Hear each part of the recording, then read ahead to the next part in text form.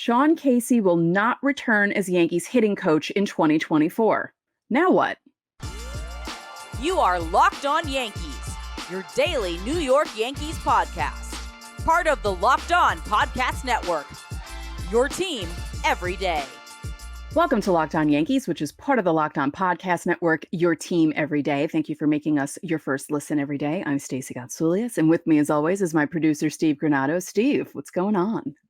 Hey, what's up, Stacey? Happy Thursday, everybody. No baseball tonight. What? We're getting to that point now. Thank you guys so much for clicking on the show. We're still 5 days a week here, even in the off season. So we appreciate you hanging out with us. Of course, we had a plan for today's episode, and then we got a little news bomb dropped on us, so we got to talk about that. But we, of course, will be giving you our Locked On Yankees World Series preview. Of course, we asked Locked On Yankees listeners and fans who they're rooting for. Kind of surprising at the results. So we're going to talk about those a little bit later. We're also going to give you our World Series picks, our MVP picks. We're going to break down both teams and do all that fun stuff. But of course, Stacey, the big news coming out on Wednesday. I'm taking this from The Athletic. It is linked in the episode description. Cuddy and Kirshner did a really good job on this article. You need a subscription. It's The Athletic. Check it out if you can. They posted on Wednesday, the mayor's stint with the New York Yankees is over. Hitting coach Sean Casey will not return to the team next season. He announced on his podcast what Casey said. Boone and I had talked about coming back next year and what that would look like. I told him that I'm not going to be able to come back next year. He explained that he didn't want to be away from his two teenage daughters who live in Pittsburgh for 8 months of the year while he's in New York. He went on to add that working for the Yankees, one of the best experiences of his whole life. Had only glowing things to say. I went and watched what he was talking about. Hey, why not? I'll link that in the episode description as well. So you can go check that out if you want to go watch it. It's on YouTube, just like this is. So if you want to go check that out. But Stacey, your reaction to our first real news, save the Aaron Boone essentially returning stuff. This is like straight up official from the horse's mouth. Your reaction to Sean Casey not returning. I'm not surprised. Just from how things were said and going toward the end of the season, it felt kind of wishy-washy to me a little bit. And his reasoning is perfectly acceptable because, you don't want to be like not around your kids for that long. That's a long time, and teenage years are kind of tricky. So I understand that. But hey, maybe he can come back when they're in college and he doesn't have to worry about them anymore, And I'm happy that there's actual news. That's what I'm happy about, that there's actual Yankee news that we can talk about. But yeah, I feel like he wasn't around enough for me to really get a true gauge on. I appreciated Stanton's comments on him. I appreciated DJ's comments on him. And again, someday when his kids are a little more grown, maybe he can either come back to the Yankees or be a hitting coach somewhere else.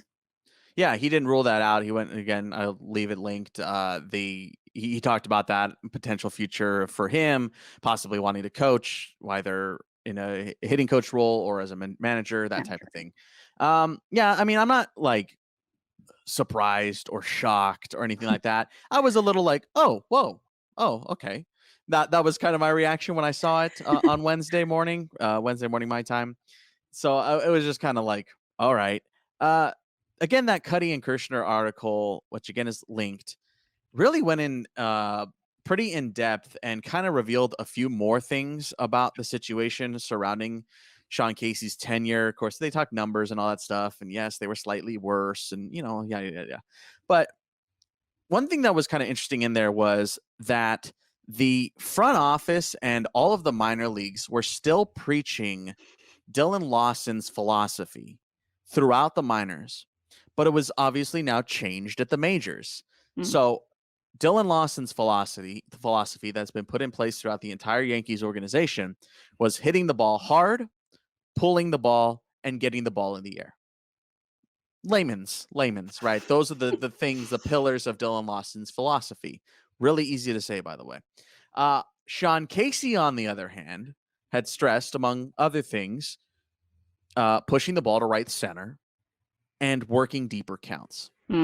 Now, those things can go hand in hand occasionally, obviously not pulling Pulling is a very different mentality than trying to go to right center field. And I think I align on that front, not necessarily pulling the ball super heavy. I've seen that ruin a lot of careers. And I think I tend to be more in the right center field approach, just personally. So I don't disagree with Sean Casey's. I still feel like both of those things can be true at the same time, save where you're aiming to put the ball. But just kind of that's weird that they were still pushing Lawson's philosophy reportedly hard in that direction, while things at the major league level had completely shifted gears.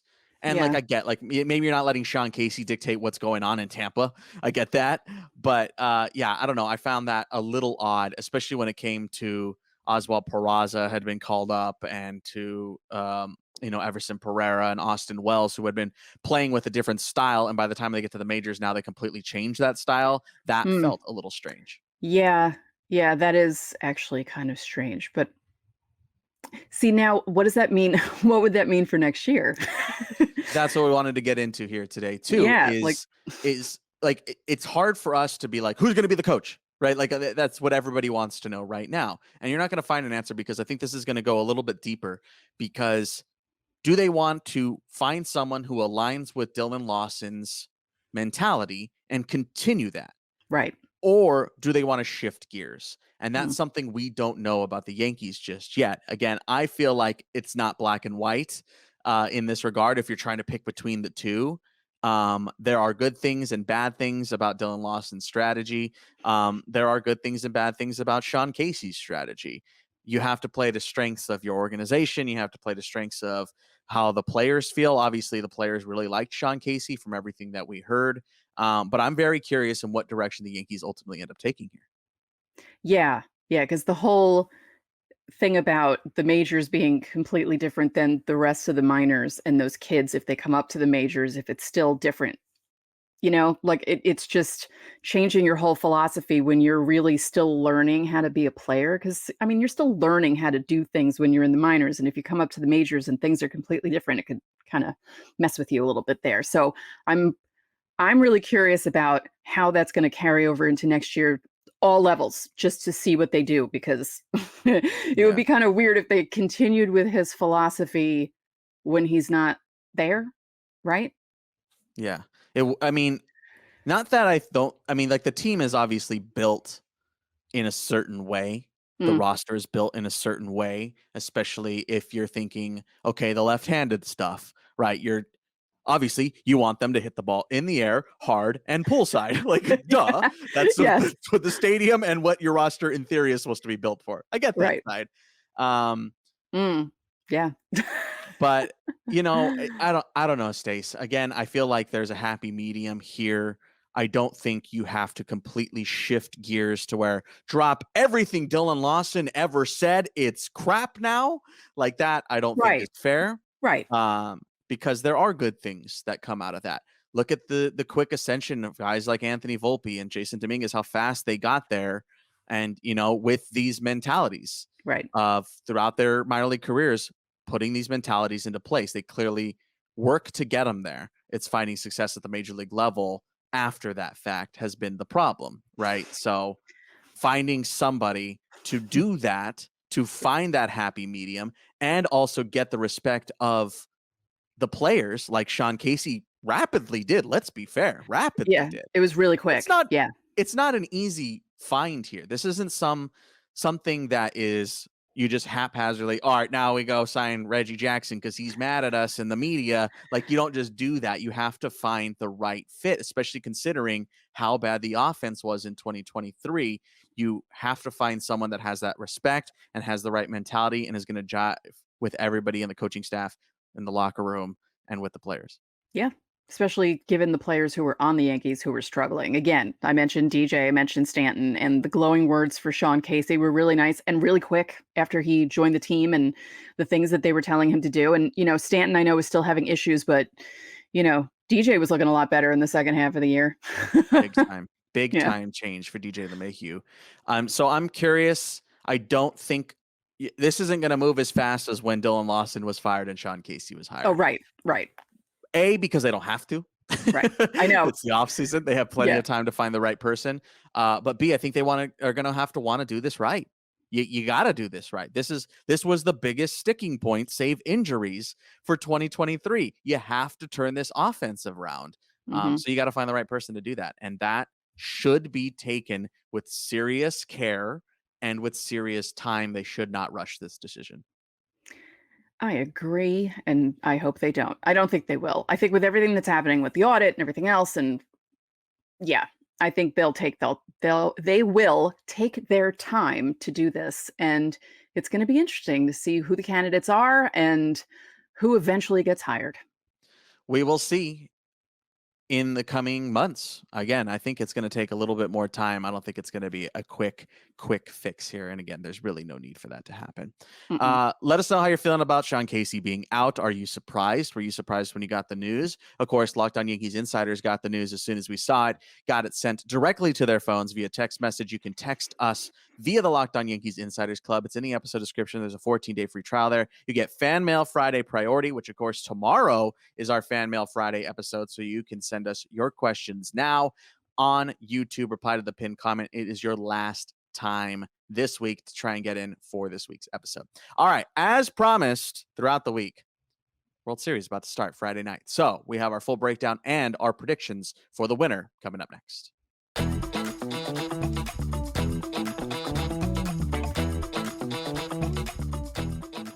Do you like free food? Good. Now, how does free Thanksgiving sound? This year, Ibotta is here to give you cash back and make sure your Thanksgiving table is complete. Ibotta is an app that gives you cash back on hundreds of grocery items from produce to personal care to pantry goods, and it doesn't cost a thing to you.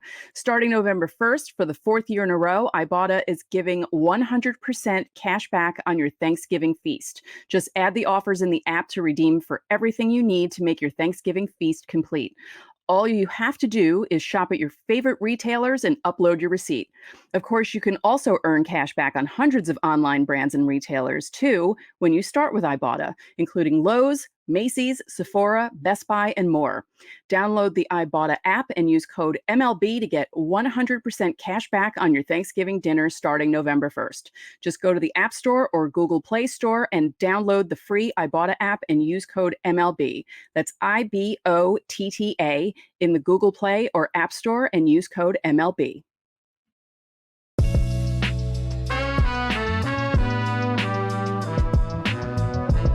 Back here on Locked On Yankees. Hey, everydayers, you guys already know tomorrow's Fan Mail Friday. Your last chance to get us some questions here. You can ask us anything World Series. You can ask us about pitching. You can ask us about hitting philosophies, everything that's we've been talking about here recently. And, of course, anything else under the sun. It's the offseason, so have a little fun with it, too.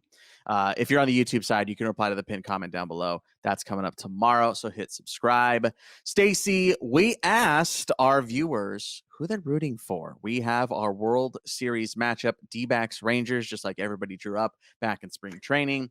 So we asked them yesterday, 2 days ago, as a Yankees fan, who are you rooting for in the 2023 World Series? Would you be surprised, Stacey? Maybe not in the winner, but the percentages. 73% of Locked On Yankees viewers are rooting for the Rangers. 73. I couldn't believe it was that high. Yeah, I'm kind of surprised it's that high. I'm not surprised that it is Texas, but I'm surprised that it was 73%. Yeah. Little shocking. Of course, the comments under it and the comments in our regular episodes as well. Kind of the consensus was some Jordan Montgomery love. Obviously, a couple of other former Yankees on that team or in that organization via Joey Gallo trade. But yeah, I was shocked at the little love for the D-backs. I know that there are some fans that are happy that the Rangers rocked out the Astros, so they're rooting for them in that regard as well. That's true too. So I get that. And then on the Montgomery stuff, there was some, maybe not because of Jordan Montgomery, but because of front office members' ideas. Oh, yeah. Say who, who. That regard, make them look dumb. I was like, okay, fine. But yeah, kind of shocking that it was that high, 73 to 27%. Of course, that poll is still open, so feel free to continue to vote on that if you like.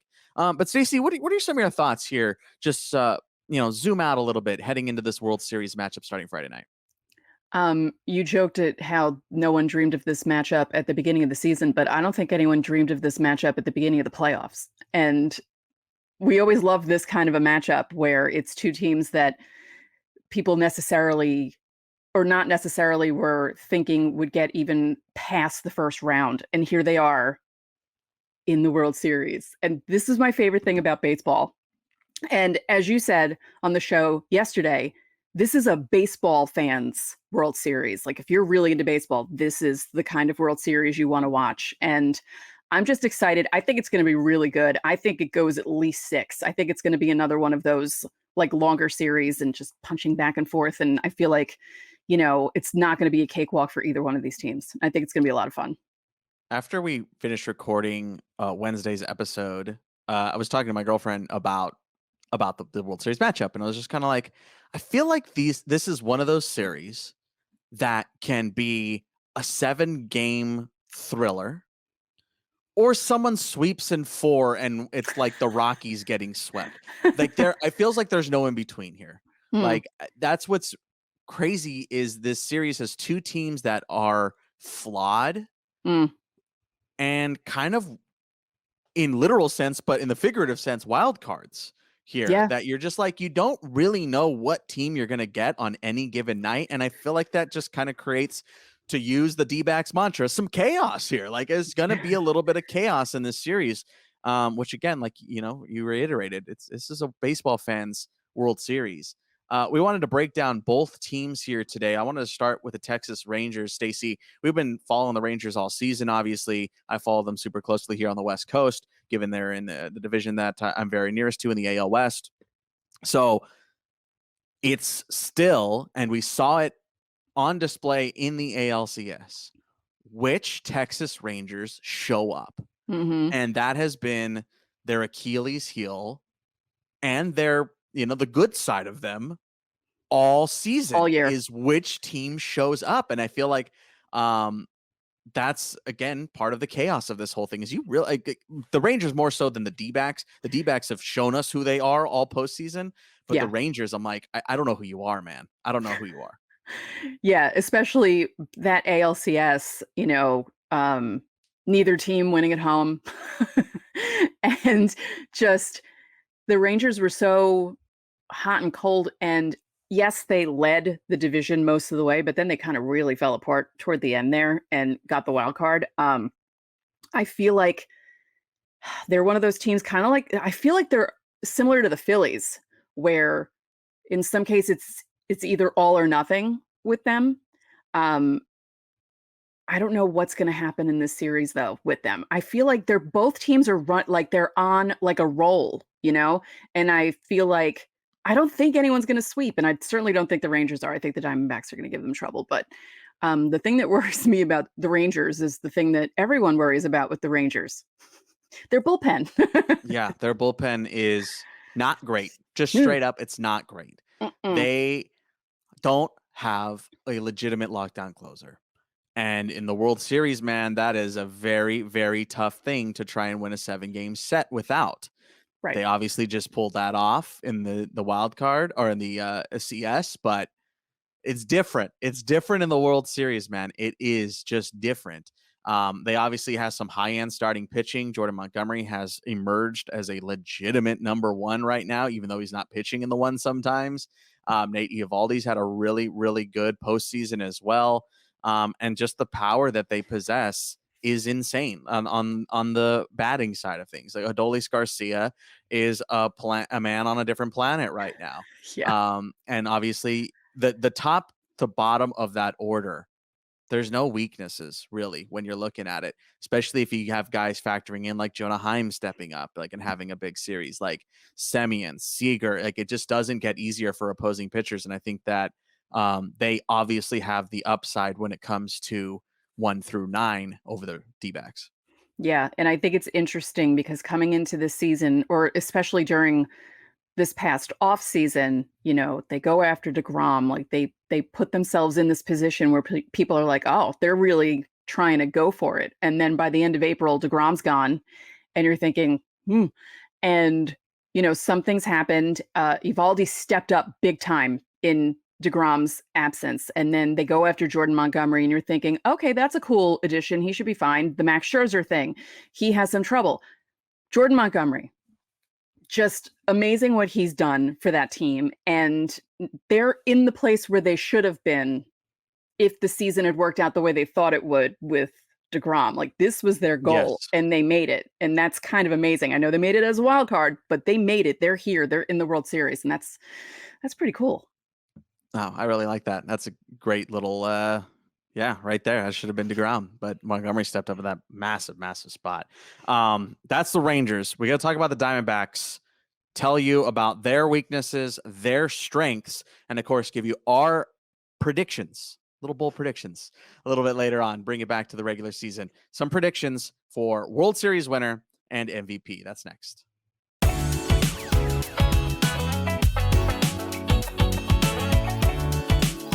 Everyone should be able to care for themselves and their loved ones no matter what.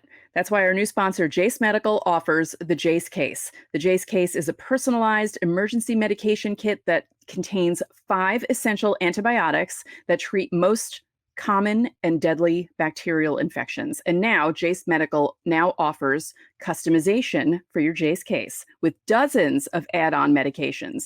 You just choose the medications that best fit you and your family's unique needs. Jace Medical also offers gift cards so you can grab one for your family or the rest of your loved ones so they can get a Jace Case of their own. Locked On Yankees listeners get an exclusive offer if you go to jacemedical.com and you enter code LOCKEDON at checkout. You'll get a $20 discount on your offer. Again, that's promo code LOCKEDON at jasemedical.com and get yourself a Jace Case.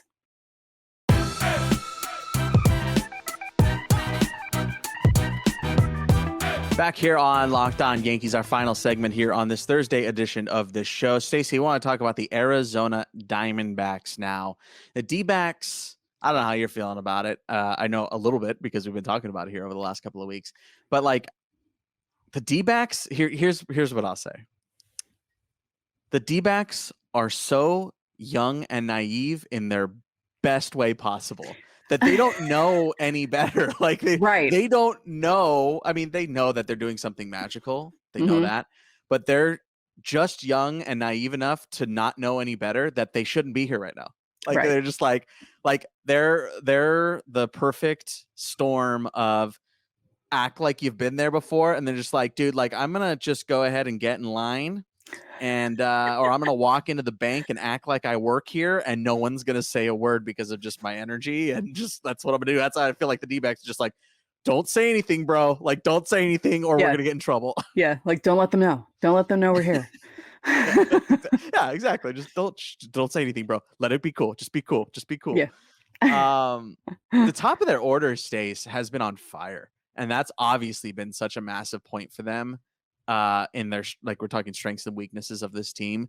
The top of that order with Ketel Marte and Corbin Carroll and, and Gabriel Moreno, like there is some serious young pop in that top of that order that, again, they're kind of just like, just don't say anything, bro. Like, we're just going to keep hitting, like, don't say a word. Yeah, I'm impressed with Corbin Carroll because he's young and just, it feels like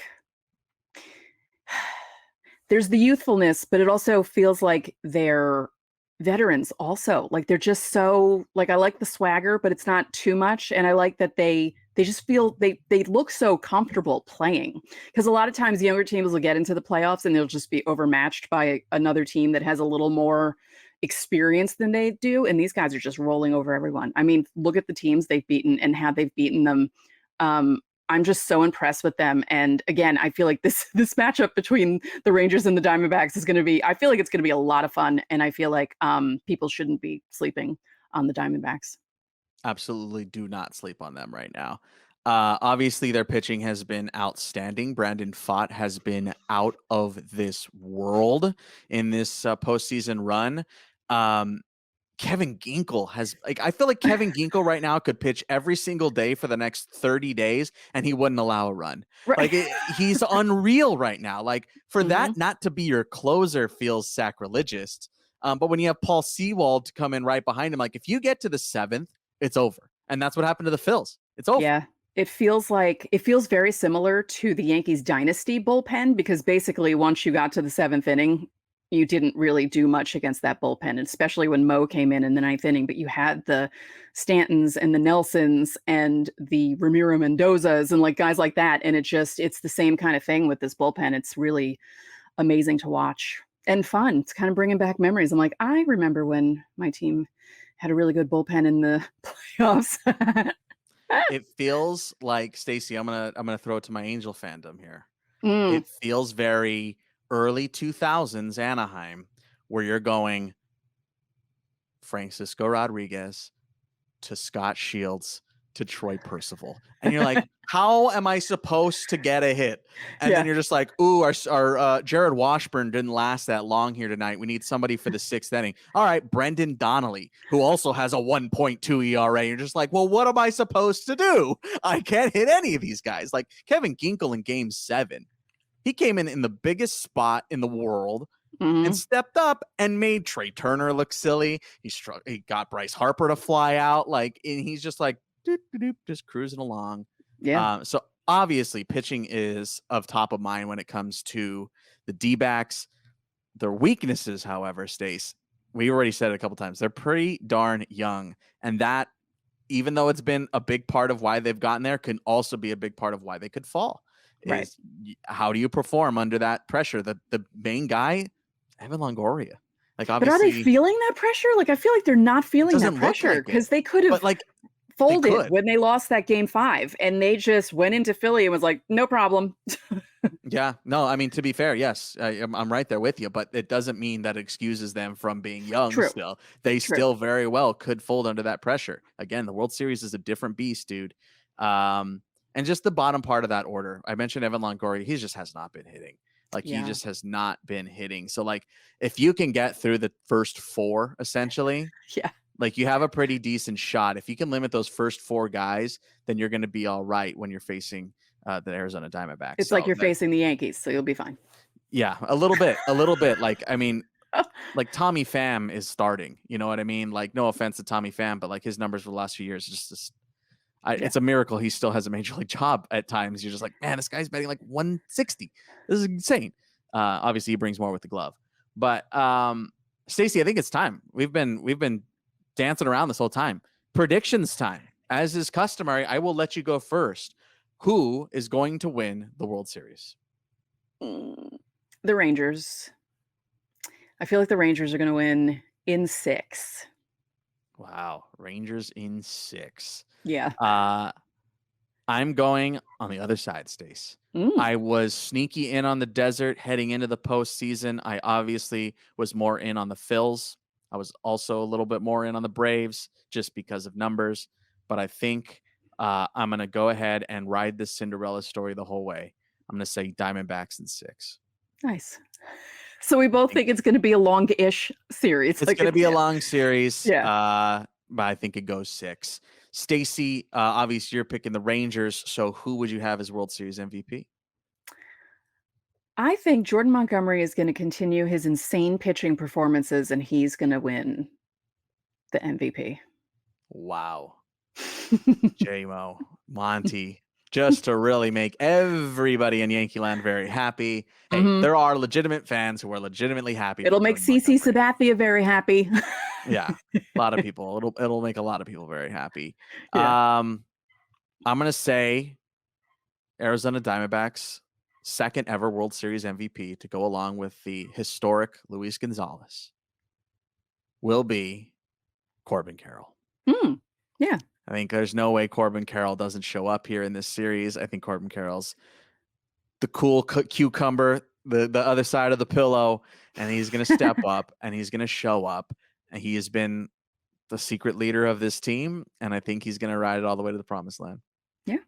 That's a kiss good of death from Steve, though. So No. once I say something, that means it's not going to happen. So, that means Rangers in 4. Let us know your predictions here for the World Series. Who are you rooting for? Of course, you guys can still go vote on that poll if you so like. It's on our YouTube channel. There's also a couple links down in there that I've left. If you want to go watch the Sean Casey stuff, if you want to read the Athletic article, that's all in the episode description for today. Coming up tomorrow, Fan Mail Friday. You get priority by joining the Locked On Yankees Insiders Club, so go do that now. There's a 14-day free trial. Try it out, see if you like it. We'll be texting with you guys throughout the World Series as well, of course, including the offseason. But that's going to do it for today's Locked On Yankees. I'm Steve Granado. And I'm Stacey Gotsoulias. We'll see you tomorrow.